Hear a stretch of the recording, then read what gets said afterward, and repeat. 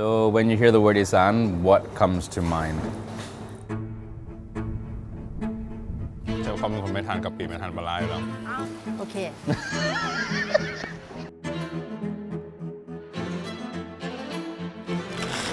That is so good. Wow so fresh เชฟจะเอาไปทำซุป But I know you don't like fermented fish so we took it out Thank you Cheers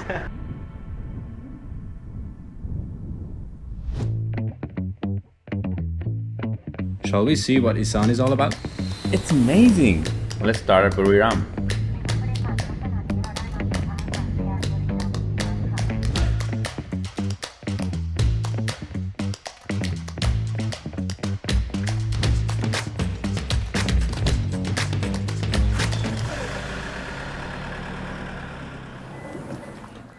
Cool.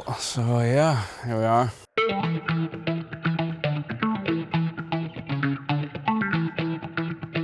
That should be pretty cool to have a look at. Sounds good.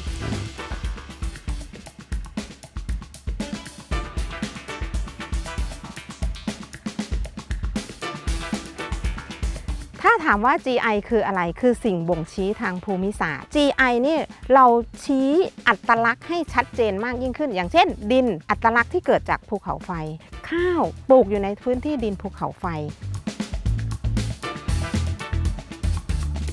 ความภาคภูมิใจของเราก็คือว่าเราได้รับมาตรฐาน GI ก็คือข้าวสิ่งบ่งชี้ทางภูมิศาสตร์ข้าวหอมมะลิดินภูเขาไฟบุรีรัมย์ Yeah, I think it's very interesting. I didn't know that in Buriram was a volcanic activity back in the days. I also never heard of having an effect on minerality on rice.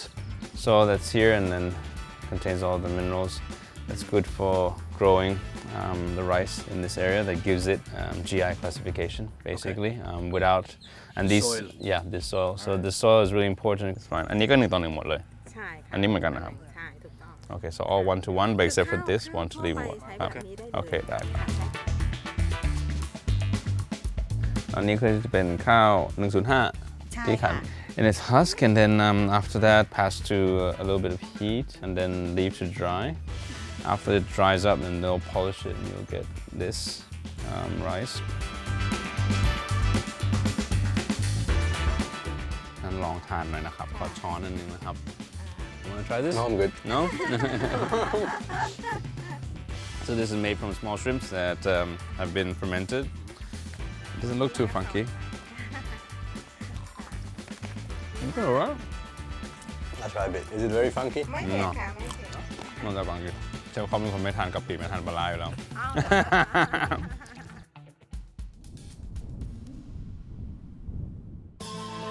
We are heading to Sisaket to see why their garlic and shallots are so well known.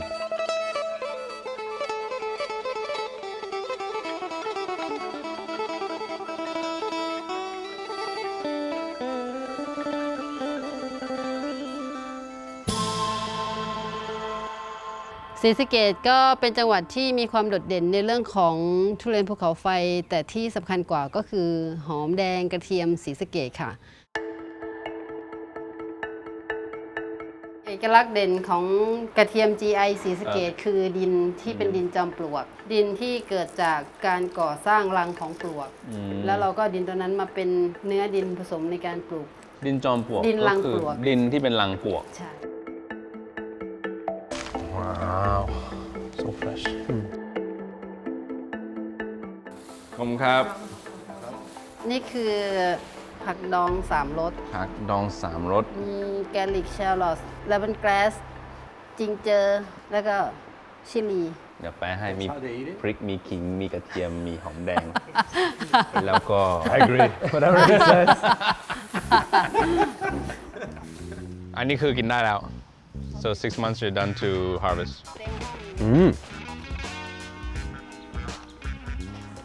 But how do they make it? so take the shallots dry it and they kind of roast it on เอาไปคั่วใช่ไหมครับ roast it on a pan roast it that could be a good thing for the menu right เชฟจะเอาไปทำซุปโอเคทำเองทำเองโอเค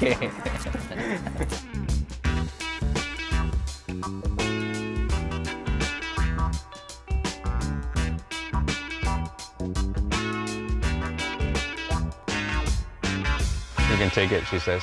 I cannot transport it. How can I take it in the plane? เวลากินอาหารอีสานไม่เคยมีกินอาหารอีสานแล้วไม่สบายใจปะ อย่างเพื่อนๆเวลากินมันมีความสุขอะ Now we're heading north to Sakonnakhon to see what Ponyangkham beef is all about.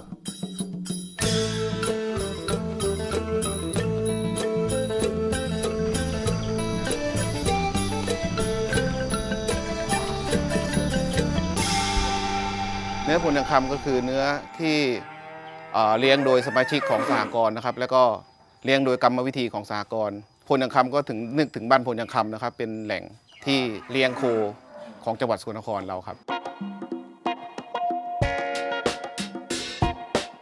ประวัติของสหกรณ์คือก่อตั้งเมื่อวันที่3 มิถุนายน 2523 ครับโดยคุณลุงฟงซัวเดโฟนะครับได้นำหลักการและวิธีการเอาเข้ามาให้กับสมาชิกได้เลี้ยงโคขุนนะครับที่ว่างจากการทำนานะครับแล้ววัวส่วนมากก็จะเป็นชาเล่หมดเลย ครับ เอามาผสมกับอย่างอื่นไหมครับก็ผสมกับบามันครับ บามัน ครับ ครับ เป็นลูกผสมครับ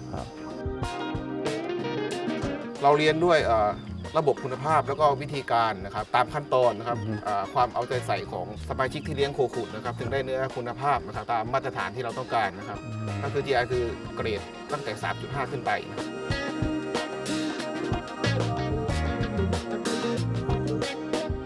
From this, and then they have around 6,000 members that are affiliated with co-op, and that's when so basically they have over 10,000 cows in the whole community in their That's huge, huh? in their co-op to be able to send in that many cows, 800 to 900 cows a month.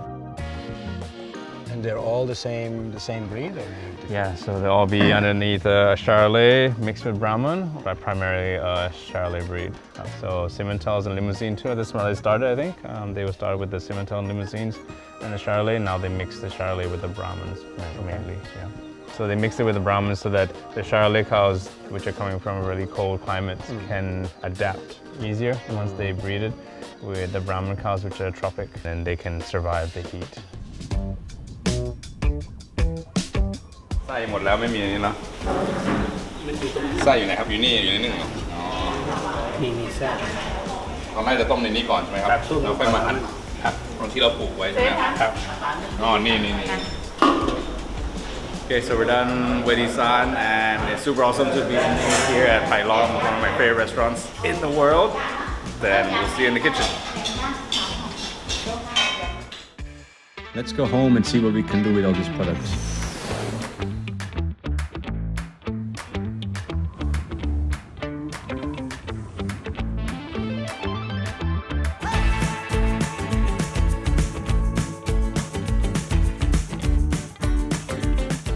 Yeah, so basically the idea of the dish is egg custard in a Thai restaurant, and then they put like a bolognese on top. So I thought let's do a roasted rice custard because it has this kind of like brown buttery nutty flavor, textural flavorful thing. So we pickle them, we fry them, we make a puree, we roast them, and then we make a ragu with the beef. It's kind of like this bolognese that we do a beef just seared, short seared with some salsa verde, some different elements of onion and garlic, and then a tea. You gotta really like this tea. So for me, since we got the 3 ingredients, so we took the blood from the cow and chopped up some of the beef from the fillet that we got, and then ran the blood past some lemongrass first. Mixed it with the beef and also with the cooked rice, and then stuffed it into a crepinet, into a coal fat, almost like a really fresh sausage. We're just gonna sear that, stuff in the oven a bit, let it cook through, let the coal fat melt on a bit. And we're going to serve that with the garlic that we pickled and then made into a sweet puree. Also cream of the shallots as well, the pickled shallots, and so the shallots will be fried. Yeah, and then the oils from the garlic will then store into a glucose droplet that we'll put on the side. They can just break that and it'll just...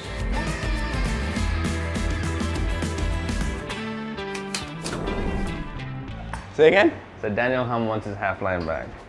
He wants his what? Well, Daniel Hum does make it nice, right? Right, we make it sexy. We try to use as much local as possible. Okay. But we use techniques from, of course we're French trained, We use any kind of technique that we like. So it's kind of like modern European with a cosmopolitan touch, maybe. I don't know. Something like that. So what's your favorite Thai food? My favorite Thai food, I think my favorite dish is lap mu thot. ลาบหมูทอด Yeah, I love that.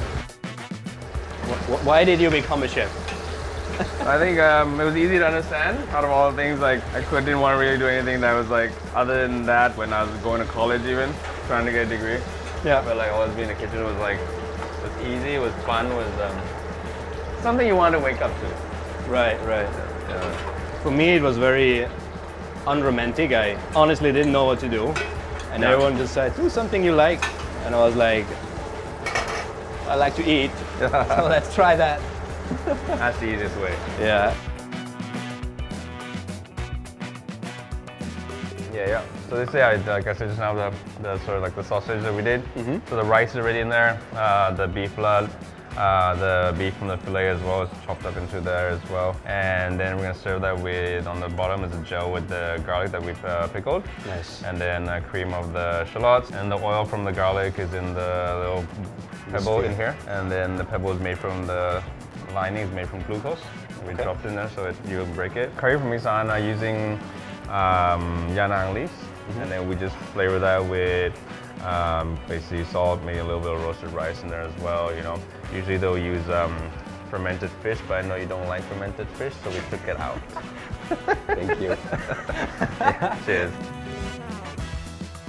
Yeah, so this is the custard basically. So underneath is the roasted rice custard, and then we have beef cheek ragu, and then a roasted rice espuma, and then some puffed rice, some shallot rings, some fried garlic, shallot puree, some pickled shallots, and then this is basically the ribeye, just seared medium with some like garlic mayonnaise, then a shallot jus, some salsa verde, and this basically is the tea. Oh, okay. The famous tea that made us... shallot tea. Yeah, so you still taste a bit. It's not too awfully. It's not too like, you know, it's still like meaty from the, and the blood actually comes together really well with it. And the little pebbles of rice in there as well. So for that one, we used the jasmine rice that they gave us. And then mixed it into there. I used the jasmine rice too. But actually, like when we tasted, I think the brown rice had a better nuttiness to it, right? But I was just like scared to use it in here, and I didn't want it to pop too much. How do we preserve GI? I think it's important for the consumer that they care where things are from. I think whenever you buy something, you should at least ask where is this from and why this. I think provenance is important, and then every restaurant does it anyways, you know. We might pronounce that, you know, it's a GI product, you know. I think it goes beyond that a little bit. So I think GI is good to be there to support them, you know, and we are basically the channel that we can help advertise or help tell our consumers and then our guests that, you know, where this product is from, what's special about it. You know, I think that's the furthest we can probably go with it, and probably the only way to sustain it and help them. Yeah, true. I think what I've learned, or not learned, but it clarified it again, that if you want good farming, you need very honest and passionate people.